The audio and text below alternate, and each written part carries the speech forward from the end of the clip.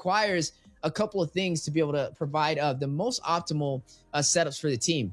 You got to stay close to him for that nether realm to keep you alive. And Deusvult has a big CC pool, and they want that to happen. So RRQ Hoshi is definitely going to have to play a little bit safer on these 5v5 engagements. Yeah, they got that Faramis too, like all of the answers towards the Faramis. You got the Ruby to tug it in, you got the Guinevere to set up the plays. Now they still need someone to go in the jungler, someone for Magister to pick up. There's still the Martis here, like kind of like an anti-CC for their side. Great early game. The Nolan's already out. I was actually thinking about Deusvult actually picking that up, but this actually leaves in like only a few options here. And there you have it, right on cue. Just I mentioned that the Martis is going to be an anti-CC. A great early game from Deusvult. They pick it up here. This is looking really scary for both sides. It seems like it's going to be team fight heavy type of composition for both RRQ and Deusvult. I will say, though, Banana picked up that Benedetta again. We saw that in game 1 up against Team Lowgun, and that really made the difference between him and Skylar being able to pressure the side lanes and win on the 1v1s. I mean, you see Banana oftentimes rotating around and being able to clear that side lane and get to the mid lane with ease and out-rotating their opponent. And then the same thing, Skylar just easily able to gap his enemy marksman. So it is going to be a challenge over there for the side of Deusvult, but I do like their draft. I'm actually maybe favoring their draft a little bit more than RRQ Hoshi. I think both of them are pretty strong. I just like when it comes to how synergized the side of Deusvult is looking, there's going to be a lot of CC, but there's a lot of sustainability to work into the favor of RRQ Hoshi as we are now getting ready to jump into the most anticipated match of the Game of Futures 2024 group stage. RRQ out from Indonesia going up against Deusvult from Russia. Who will be able to claim this series? Yeah, Busco going out to give the vision here for RRQ Hoshi, knowing that Magister actually started off with that red buff, maybe possibly just trying to be a menace here, or a nuisance rather, in the jungler here up against Deusvult. Even Octa is here rotating towards them, but Kid Bomba though on the top side, a solo kill being picked up there by the Benedetta, by Banana here of RRQ Hoshi. But Brusco right now getting dealt with here by Sawo, being punished there for overextending. A quick response, 1-1 on the board, but man, not too often do you see a Ruby fall this early in the game. It's one of the most sustainable heroes, especially on a 1v1. I mean, a Ruby can 1v3 when teams try and dive her, just with the amount of CC she has available. Kid Bomba just kind of being a little too overly aggressive. Got to put some respect on Banana with that Benedetta. I mean, he's a Benedetta main so far, at least for the Game of Futures, with how well he's been executing. But I will say, Kid Bomba, another up-and-coming prospect in the XP lane, can definitely give him a little bit of a challenge. But you are going to see the other death on the other side of the table. That is going to be Sawo, who did pick up the assist. The kill went to Magister. That is the jungle for the side of Deusvult. Just going to put him a little bit ahead of Irad in terms of these rotations and farm.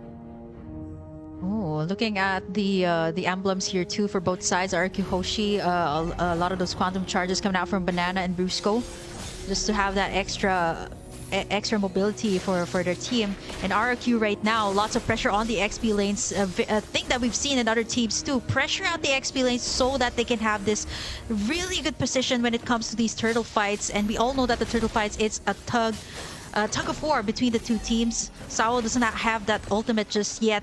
Turtles at half HP, and it's actually going to be a reset here by both sides. 1-1 in the 2-minute mark. No one's still in the lead right now, but everyone is looking to take it in for themselves by at least taking in the first objective here, which is going to be the turtle. You know, and I kind of said I was favoring Deusvolt's draft, but honestly, I'm liking both sides. This may be the best drafting I've seen so far in Game of Futures 2024.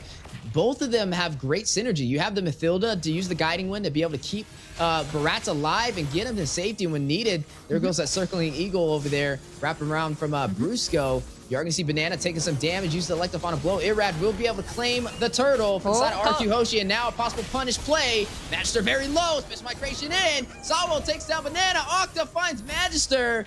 Both sides still even on the scoreboard, 2-2, but RRQ Hoshi takes the first neutral objective. Yeah, definitely a better trade there. Let's take a look at the replay. What actually went down was Banana goes in for the Electo final blow, and then you got in that Nether Realm from Octa to save the day. It was a 1-for-1 trade. Banana was punished, but in for the price of Magister, definitely worth it here for RRQ Hoshi. Yeah, definitely worth it indeed, but it's still pretty even in terms of the economy. You're looking at RQ Hoshi leading by about 700 gold. Keep in mind, this is one of the top regions in MLBB, Indonesia. Deusvult definitely having a lot to prove here on how far they have came as a region from Russia, right? They placed 4th place inside of M5, taken down by Blacklist from the Philippines, but now gonna go ahead and show Indonesia what they're about. RQ Hoshi looking stronger than ever, though. With that first neutral objective, we'll go ahead and give them a massive XP boost and a good start for the early phase. Looking at the side laner, Skylar is going to be running this Nathan, going up against Hiko on this Claude. Both of them late game damage dealers, but definitely can hit very hard if both teams can scale. So I would say needing to kind of put some pressure in the gold lane would be a really good start for either side if they want to try and take advantage, at least for the early game, and have mid control. Yeah, there's a lot of potential here too for split pushes coming out from RRQ. They got the Benedetta. They also got in that Nathan. But there you go, Irad getting in Sunset Lover there. Nice setup there by Brusco to enable that play coming out from RRQ Hoshi. This is big, especially before the turtle fight. You don't have the vision coming out from the Novaria, and this is something that they definitely need right now, because you see the zoning that Banana has been doing, and at the same time the Netherrealm to keep everyone healthy when it comes to these team fights. Magister are going to be starting it up. Let's take a look at the items here. So far, we actually see the Claude here. Hiko actually picking up the corrosion side, and for Nathan, it's a very early pickup on the penetration boost. So he actually wants to go in for that magic burst damage, and then to add it all up, I think he's building up that Holy Crystal for his next item. Ooh, special migration with the knock-up. Astro Echo going down from Sunset Lever, forcing out the Nether Realm. Everybody's still intact, though. Turtle does get reset. Both teams still fighting it out. Deusvult connected. Irad for the stun on the wall. Kid Bomba trapped. Gets petrified. Like a Banana, but Kid Bomba able to get out in time. Big play. Huge evasive maneuver, and Kid Bomba able to sustain himself. Both teams still fight it out. Turtle at about 50% HP. You know, it's funny enough, when you see Mathilda grabbing up Irad, I don't call it a drive-by. It's a flyby with how they can get the setup. With Banana, we'll find Magister over there, gets one, and another Turtle going to RRQ Hoshi, and now leading by 2 kills. Irad, though, out of position. May need to get back. Brusco, Octa trying to get him to safety. Guiding Wind, able to slide out of there. The stun, though, Octa going in, trying to deal some damage. We'll be able to escape. A good save for RRQ Hoshi.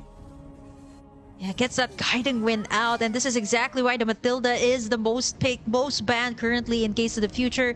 Even though with the adjustments that were made to it, it still provides that kit that the team needs, but especially since the team fights right now, it's so much more evident than the previous patch. You got all these heavy CC, the Rubies, the Minotaurs that seem to be the prio pick here of a lot of the teams, and with the Matilda, it just provides so much shield. You see how much Irad was taken in earlier, and with that guiding wind, just like that, he was able to escape that clash. You see how fast the turrets are being pushed here over at the top side and the bottom side. The same case that happened also for Burmese Fools. The space that is being given here right now. Look at all the creeps. It's being taken away here by RRQ Hoshi up against Magister.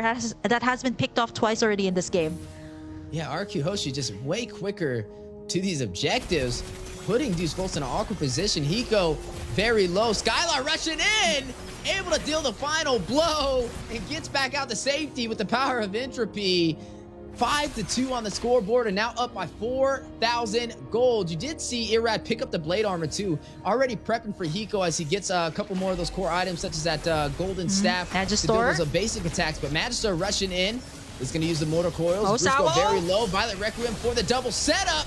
Magister hits the decimation, takes down Octa. Irat's still alive. Linebacker now may be able to go in, but Rat's very low. We'll go back to Skylar, finds Sunset Lever from afar.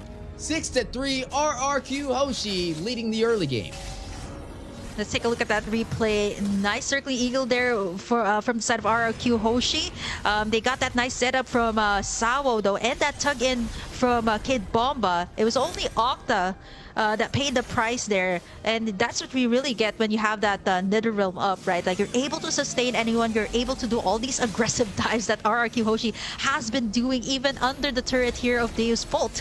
Here comes the vision coming out from the side of Deusvult. I think it is going to go to the side of RRQ Hoshi here, but here comes the Circle Eagle once again from Brusco. Connecting a full bullseye on the Magister. Able to get away though. 1 HP escape. Netherrealm proc. Octa getting away. Good saves from Brusco so far with the guiding win on this Mathilda. I guess we're seeing why it's the most banned hero of Game of Futures 2024. I mean, just look how well he's executing on keeping his team alive. Not only providing the escapes, but providing the shields when necessary to negate the damage. Wow, look at the gold here of Banana, 6,370. A whole lot more than what Kid Bomba has, who's standing at the 4,399. I mean, even the Matilda here has so much more gold. And look at this, ongoing fights all across the board. Sawo unable to get that setup, but Rad's taking up a lot of the damage this time, not able to get out the Blazing Duet to clear out the waves. And that is going to be the Rad for the price of taking in the turrets here. It is still going to be Deusvult finding something out of that one. It's funny you were talking about Banana's gold. He even had more gold than Hiko, and he's in the gold lane.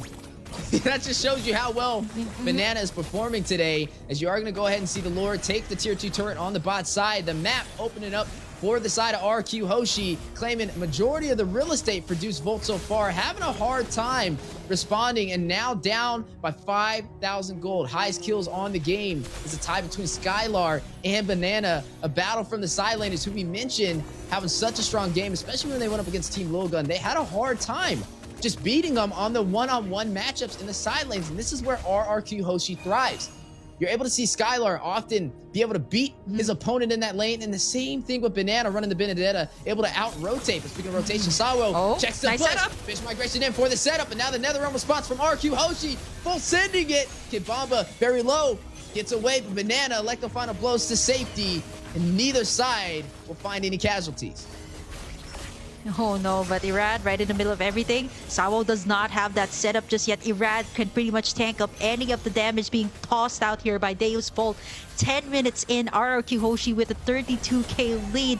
And of course, the real estate that is really pricey these days, and something that RRQ Hoshi definitely has in this game. Not only that, they can also get all the resources around the map. Deusvult not able to take anything in as of the moment. And 30 seconds in, we're going to be seeing the first Lord of Gate spawn in the Land of Dawn. As for Deusvult, they really need to have these nice setups coming out from Kid Bomba or Sawo here, and so far they've been getting it. But what's really hard is Octa's been popping in that Netherrealm, which is kind of like everybody's health is all the way back up to full, so pretty much nullifies what the setups are doing. But what they really need right now is going to be the Blazing Duet coming out from Hiko. I saw that he actually picked up the Demon Hunter sword already, maybe going in for the Golden Staff for his next item, so he should be able to dish a great amount of damage once it at least reaches the 15 mark of the game. But RRQ Hoshi is not letting up. They're going to be taking in this Lord without any contest at all from Deusvult. And Deusvult needs to watch out for Skylar. He's already 2,000 gold ahead of Hiko. I mean, you see how fast he shredded down that Lord, and that's just kind of a little bit of a preview on what he's going to be able to do if it comes to these 5v5 engagements if Deusvult is not careful. Now, they need to find a way to turn this around, right? It's not too far out of the ballpark yet for them to have a chance to turn this game in their favor, but they may have to start playing for the late game. I mean, you're seeing this Lord crash in. They're down to their inhibitors already at the 12-minute mark, and RQ Hoshi going in for blood. Tetsusawa has to use his special to get out, but Skylar will find Kid Bomba on the top side. I'd like to find a blow. There's the petrify. The stun. You're going to see Blazing Duet force down Skylar. We'll find the inhibitor opening up the base for Deusvult. Now the counterplay. Magister very low. Netherrealm going down. Skylar with the mega kill finds Magister. 2 members down for Deusvult, and the base has been cracked open. RQ Hoshi completely dominating this last 12 minutes. Oh, it's only Sunset Lover Sawo and Higo left to defend. Can they make it? There's a lot of minions coming in here, crashing in the base of Deusvult. They still got that Blazing Duet though. Can they defend this one? 12 minutes in. RRQ Hoshi just taking it in. Kid Baba with a nice tug, but there comes the clapback here from RRQ Hoshi. Banana! Wow, 2 for the price of none. RRQ Hoshi. Everyone's still alive right now. Yeah, but the Astro Echo does connect, providing a lot of slow on RRQ Hoshi, but they're still taking the fight to their home turf. They're not pulling no punches today, as they're going to try and go in for some more. Looks like they want that last inhibitor turret. It may fall. Deusvult trying to contest, giving it their all, but RRQ Hoshi holding that Indonesian flag high, letting them know, Viva RRQ. Deusvolt's definitely need to find a way to turn this around. 11.3k for Skylar here, and Higo standing at 9,000. Yes, he does have the core items here of the Claude, but the timing here of the Netherrealm 2 is something that they have to watch out for, not to mention the free hits here of Skylar, who hasn't been shut down just yet. 401 rather on the Nathan. 45 seconds in. One more Lord here could actually be it here for the side of Deusvult. They got the Nathan here.